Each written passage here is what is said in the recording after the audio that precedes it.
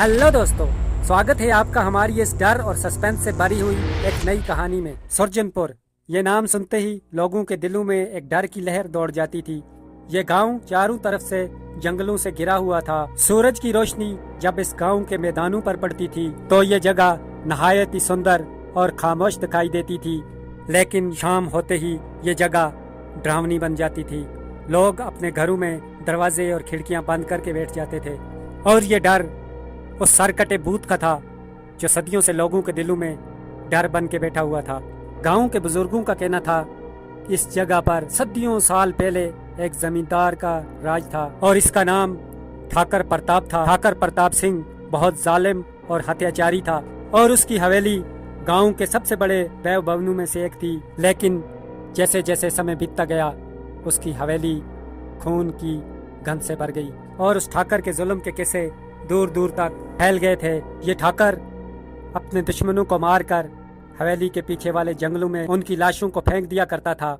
ठाकुर की हवेली के बारे में यह भी कहा जाता था कि वहाँ कोई रहस्यमयी ताकत थी जो ठाकर को अपने कब्जे में रखती थी। हवेली के अंदर से रात के समय को अजीब अजीब आवाजें आती थी और उस ठाकर की मौत भी किसी रहस्य से कम नहीं थी। एक रात जब गांव के सारे लोग सोए हुए थे, हवेली में एक खतरनाक आग लगी और ठाकर उसी आग में जलकर मर गया।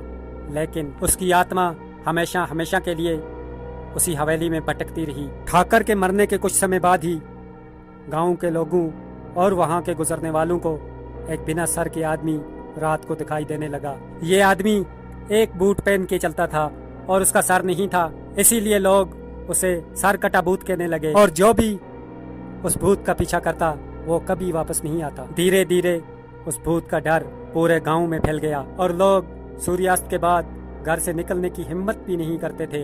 और अर्जुन उसी गांव का एक नौजवान था जिसे सर कटे भूत की कहानी पर बिल्कुल विश्वास नहीं था। वो एक नाडर और साहसी युवक था। उसने हमेशा से ही अंधविश्वासों को चुनौती दी थी और अर्जुन ने ठान लिया कि वो इस रहस्य का पर्दाफाश करेगा। उसके दोस्तों ने उसे इस खतरनाक काम से दूर रहने की सलाह दी, लेकिन अर्जुन ने किसी की नहीं सुनी और उसने अपने दोस्तों को साथ लेकर उस भूतिया हवेली में जाने का फैसला किया। उसका मानना था कि ये सब लोगों की अपनी कल्पना और डर का परिणाम था। उसने अपने दोस्तों को आधी रात का हवेली के पास मिलने का टाइम दिया। वो चाहता था कि सब मिलकर इस सर कटे भूत की सच्चाई का पता लगाएं और इस अंधविश्वास को खत्म करें। दोस्तों के दिलों में डर था, लेकिन अर्जुन की निडरता ने उन्हें इस भयानक काम के लिए प्रेरित कर लिया। रात का समय था और उस भयानक हवेली की तरफ जाने की योजना बनाई गई। अर्जुन और उसके दोस्त अपने अपने घरों से चुपचाप निकल पड़े। हवाओं में ठंडक थी और आसमान पर गहरे बादल गिरे हुए थे और जैसे ही वो हवेली के पास पहुंचे, हवेली की खामोशी ने उनके दिलों में डर भर दिया। हवेली का दृश्य बहुत डरावना था। चारों तरफ अंधेरा छाया हुआ था और हवेली की टूटी फूटी दीवारों के साथ जंगली बेलें लिपटी हुई थी। हवेली के पास पहुंचते ही अर्जुन और उसके दोस्तों ने देखा कि वहां कोई हलचल नहीं थी। हवेली एकदम शांत खड़ी थी। अर्जुन ने अपने दोस्तों को हिम्मत दी और आगे बढ़ने के लिए कहा, लेकिन तभी उन्हें दूर से एक बूट दिखाई दिया और ये बूट अजीब था, जैसे कि कोई इसे पहन कर घसीट रहा हो, लेकिन कोई आदमी नजर नहीं आ रहा था। अर्जुन की जिज्ञासा और बढ़ गई। उसने अपने दोस्तों को पीछे रहने को कहा और खुद उस बूट की तरफ बढ़ा और जैसे ही अर्जुन उस बूट की तरफ बढ़ा, बूट आस्ता आस्ता उसकी तरफ बढ़ने लगा। अर्जुन ने बूट का पीछा करने का फैसला किया और वो बूट तेजी से आगे बढ़ता गया, लेकिन अर्जुन ने उसके पीछे दौड़ना स्टार्ट कर दिया। उसके दोस्तों ने अर्जुन को रोकने की कोशिश की, लेकिन अर्जुन ने उनकी एक न सुनी। जैसे जैसे अर्जुन उस बूट के करीब पहुंचने की कोशिश करता और वो बूट तेजी से आगे निकल जाता और जब अर्जुन ने बूट को पकड़ने की कोशिश की, तभी एक जोरदार चीख सुनाई दी। ये चीख इतनी भयानक थी कि अर्जुन के पैर रुक गए। अर्जुन ने चारों ओर देखा, लेकिन कुछ नजर नहीं आया। वो चीख उसके मन में खौफ पैदा कर रही थी, लेकिन अर्जुन ने हिम्मत नहीं हारी और वो उस बूट का पीछा करता रहा। आखिरकार वो बूट एक पुराने पेड़ के पास जाकर रुक गया, लेकिन जैसे ही अर्जुन ने उस बूट को उठाने की कोशिश की, एक जोरदार धमाका हुआ और अर्जुन के चारों ओर अंधेरा छा गया। जब अर्जुन ने आंखें खोली तो उसने अपने आप को एक अजीब जगह पर पाया। वो हवेली के अंदर था और उसके चारों ओर सैकड़ों के हिसाब से कटे हुए सर थे और उन सरों के बीच में खड़ा वो सरकट आदमी जिसके हाथ में एक चमकता हुआ खंजर था और अर्जुन का दिल तेजी से धड़क रहा था। उसने महसूस किया कि वो एक बहुत बड़ी मुसीबत में फंस गया है। तभी उस आदमी ने खंजर को ऊपर उठाया और अर्जुन की तरफ बढ़ने लगा। अर्जुन ने भागने की कोशिश की, लेकिन जैसे ही वो आगे बढ़ा दरवाजा अपने आप बंद हो गया। तब अर्जुन ने अपनी जान बचाने की बहुत कोशिश की। उसने खिड़कियों की तरफ दौड़ लगाई, लेकिन वो बंद थी। अर्जुन ने दरवाजे को तोड़ने की कोशिश की, लेकिन वो नहीं खुल सका। और अर्जुन ये समझ चुका था कि उसकी जिंदगी अब खतरे में है। उसने अपनी पूरी ताकत लगाकर दरवाजे को तोड़ने की कोशिश की, लेकिन वो नाकाम रहा।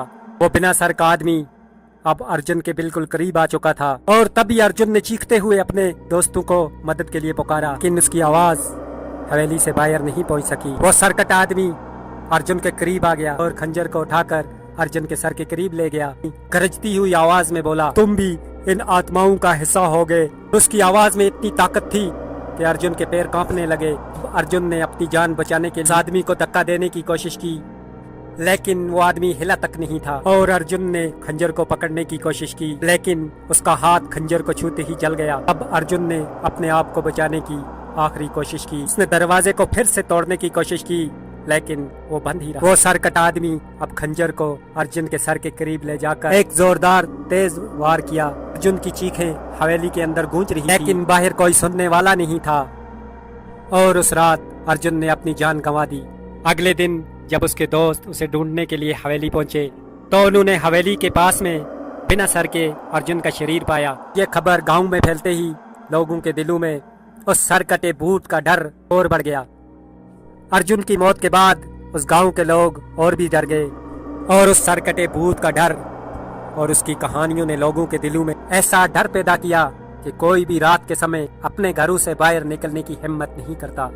और धीरे धीरे गांव के लोग उस गांव को खाली करने लगे। सूरजपुर अब एक भूतिया गांव में तब्दील हो चुका था और गांव के इर्द गिर्द फैले जंगल अब और भी ज्यादा घने हो गए थे। हवेली की खामोशी अब भी वैसी ही बनी हुई थी और उस गांव में रह गए कुछ लोग जिनका कहना था कि आज भी उस हवेली से रात के समय भयानक चीखों की आवाज आती है और गांव का कोई भी आदमी उस हवेली की तरफ जाने की हिम्मत नहीं करता। तो दोस्तों, ये कहानी अगर आपको पसंद आई है तो प्लीज लाइक और ऐसी ही और हॉरर स्टोरीज के लिए चैनल को सब्सक्राइब करना न भूलें। धन्यवाद।